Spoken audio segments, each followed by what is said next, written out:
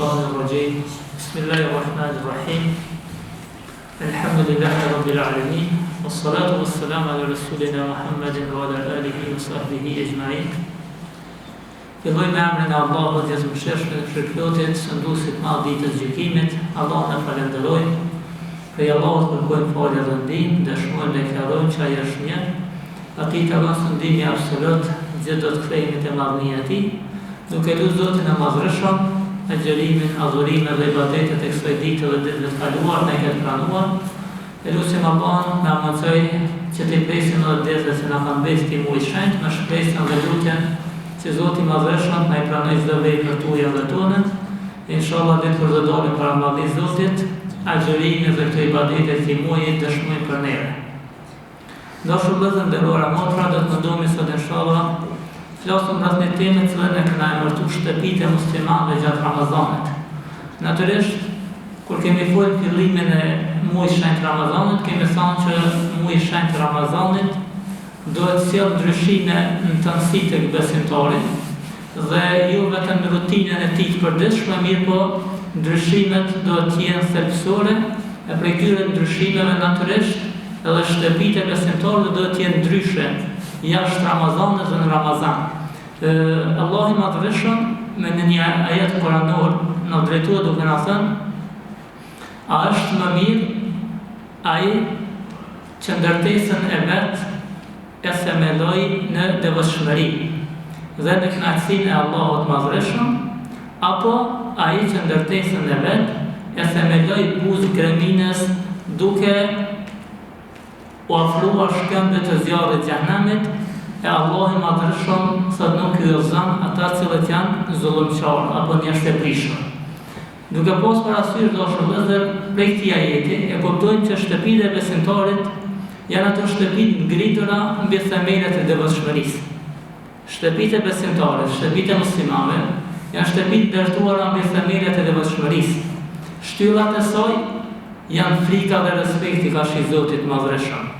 Tjegullat e saj janë veprat e mira, ndërsa kushtet e saj janë nështrimi ndaj urdhrave të Krijuesit absolut. Në një ajet tjetër kuranor, Zoti i Madhërisëm na drejtohet duke na thënë: Ya ayyuhan nasu kunu ya ayyuhalladhina amanu qu anfusakum wa ahlikum nar. O ju që keni besuar, ruajini vetveten e juaj dhe familjen tuaj prej zjarrit të xhenemit, lënë djegse të cilët janë njerëzit dhe burrat dhe ata kanë engjëjt e ashpër. Dashur vëllezër nderuara motra, shtëpia është përgjegjësi dhe amanet. Andaj do të jemi të përgjegjshëm rreth saj, pasi për këtë do të merremi në pyetje nesër kur do dalim para madhërisë Zotit. Është zvërtetuar nga transmetimet se pejgamberi alayhis salatu wassalam ka thënë: të gjithë ju jeni bari dhe kujdestar, dhe secili prej jush do të përgjigjet për kopën e vet që ne ka pas kujdesi. Praktikisht, nuk ka dyshim që familja dhe shtëpitë tona janë amanet dhe Allahu i Madhërisëm na ka urdhëruar që ka shi tyre të dimë se si të sillemi. Natyrisht, një familje e cila ndërton shtëpi ngritura mbi themelet e devotshmërisë janë ato shtëpi cilat e ngrisin institucionin e namazit për natyre. Ato shtëpi besimtarëve cilat besimtarët i ndërtojnë mbi devotshmëri, janë shtëpi cilat në to thirrët e zonit dhe i kametit dhe ato bie në sejdë Allahut Madhërisëm. Zoti i Madhërisëm Kur'an na thot, kur duke na treguar dhe urdhëron të thot familjen e tij në namaz dhe zakat, dhe tek Zoti i Madhërisëm është rob i dashur. Domethënë ai njeri i cili ka ngrit familjen e tij për namaz dhe ka qenë ai i cili i ka afruar familjarët e vet drejt devotshmërisë dhe mirësive, padyshim është i dashur tek i Madhi Zoti xhaleshanuhu. Natyrisht, dashur vëllezër nderuara motra, sot më shumë se kur kemi nevojë që në familje dhe në institucione familjare të kemi shembuj më të mirë të dy personave. Ai është një baba apo një prind vigjilent, edhe një grua apo një nan besimtare devotshme dhe nështruar ndaj Zotit. Nëse këta dy nuk janë këtij vije dhe në këtë nivel, atëherë natyrisht dhe familja do të ketë probleme dhe sfida. Ndërsa i madhi Allah xhaleshan në një ajet kuranor thot, me të vërtet Allahu ju urdhëron që të ktheni amanetet tek pronorët e tyre. Zoti na urdhëron që amanetet që na ka dhënë mi kthy tek pronorët e tyre, e padyshim amaneti më i madh dhe na dha Zoti është familja, rregullimi dhe edukimi i saj. Domethënë Zoti më madhreshëm, një çifti nuk i jep diçka më shumë se sa kur i gëzon me evlat, e natyrisht evlat janë amanet dhe përgjegjësi. Dhe për këtë do të merremi në pyetje para Zotit të madhreshëm. Natyrisht në një familje apo në një shtëpi besimtarësh, e cila vepron sipas asaj që ka urdhëruar Zoti i madhreshëm, dhe sipas asaj që na ka mësuar i dashuri i tij Muhamedi alayhis salam, duke pas kujdes hyrjen dhe daljen për shtëpisë, duke pas kujdes ushqimin që shohajmë dhe ku e bëjmë, duke pas parasysh veshjen dhe mbosjen që e bëjmë, duke pas parasysh gjithsa ato lëvizje të mëdha të cilat na i ka mësuar pejgamberi sallallahu alaihi wasallam, e natyrisht krejt këto janë një mësim dhe një edukat për gjeneratat dhe për fëmijët e tonë. Natyrisht një shtëpi e besimtarit është ajo shtëpi kur zonja e shtëpisë nuk atakohet dhe nuk sulmohet për shkak mbulesës së saj, mirë po është e kundërta. Ajo motër e cila ka vendosur të mbulohet, e dim që është duke kryer njërin prej urdhrave të Zotit të madhreshëm, e konsiderojmë ato si nder, privilegje dhe ngritje, dhe në asnjë mënyrë ulje apo poshtrim qysh mundet dikush një po. Natyrisht po mundohemi inshallah konkretisht shohim sfidat dhe të lashe që i kemi. E dim që në kohën që po jetojmë, kena fillu pak më janë ndru vendet dhe rolet. Mendoj që sot fëmijët tonë në vendegjimit të Kuranit, në vendegjimit fjalëve të Zotit të madhreshëm, kanë arritur të dëgjojnë diçka tjetër. Dhe ajo është muzika, shfrenimi dhe degenerimi. Dhe natyrisht për këtë mendoj që aty ku hyn muzika e degeneruar dhe devijuar, natyrisht prej ato largohet përmendja e Zotit. Në shtëpi, kur hyn degenerimi dhe fjala e kojt dhe pamoralshme, fjala e Zotit del prej saj shtëpie. Se s'mundem me kon dyja në vend. Prandaj, qetësia edhe rahatia për ata njerëz të asaj shtëpie nuk mundet me qenë vesh. Në shtëpi, ku nuk dëgjohet fjala e Zotit të madhreshëm, në shtëpi ku nuk është bërë traditë, që të paktën të shohet edhe në televizion që është nevoja.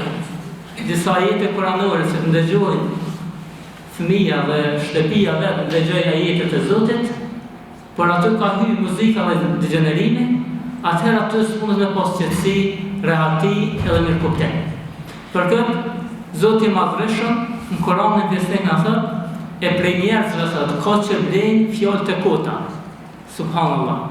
Prej njerëzve po thotë Zoti, ka që blejnë fjalë të kota në mënyrë që të humbin prej rrugës së Zotit.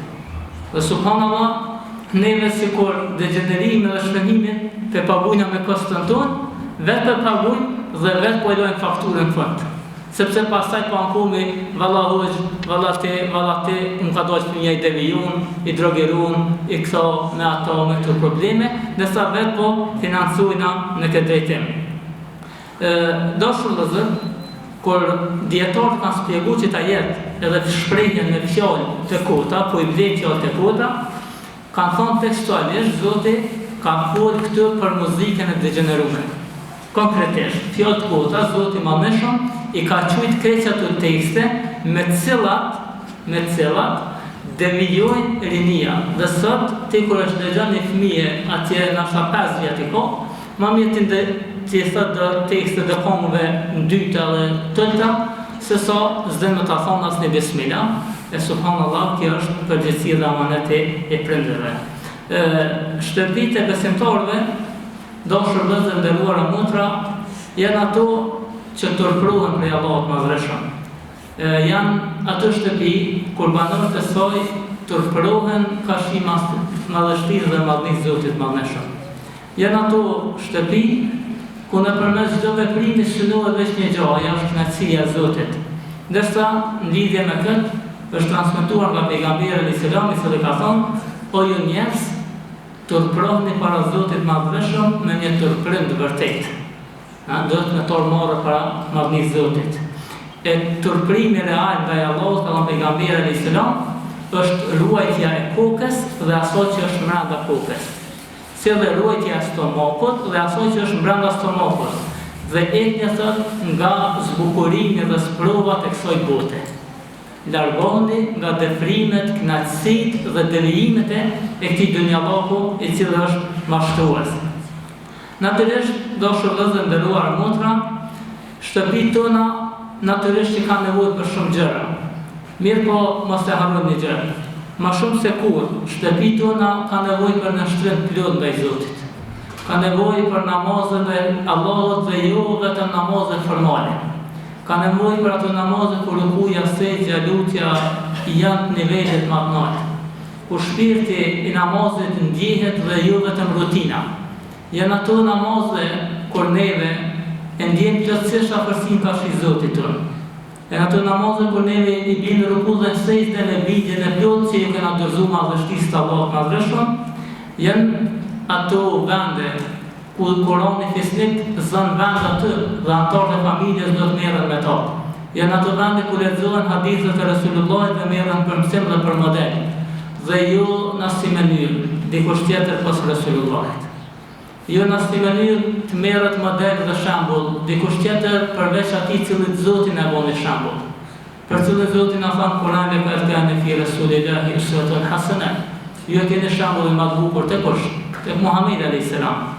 Do nëse juve dhe vetes, këta fëmijë tuaj që na i dha Zoti amanet. A dini mjaftueshëm ai kena mësuar mjaftueshëm se kush është Resulullah sallallahu alaihi wasallam. Nëse sot që këta fëmijë që kemi në xhami këtu, dhe secili prind që na ndëgjon, le tulet për një moment, le të pyet fëmijën e vet për jetën e pejgamberit alayhis salam kush është, edhe le të pyet për Ronaldon apo Messin, edhe le të shikon se për cilin i jam më shumë informacione fëmijë e tij. Edhe atëherë le të janë dhe le të mësot mua se ku është. Me të vërtet është devijim i plot. Me të vërtet është skandal. Kur fëmijët tanë din për artista, din për njerëz me emën, ndërsa nuk din për Resulullah sallallahu alaihi wasallam, asgjë tjetër veç emri i tij që është Muhammed. Si kaq. Kur gjë më shumë zgjidh për to. Kjo është për mëkat. Kjo është vërtet fatkeqësi.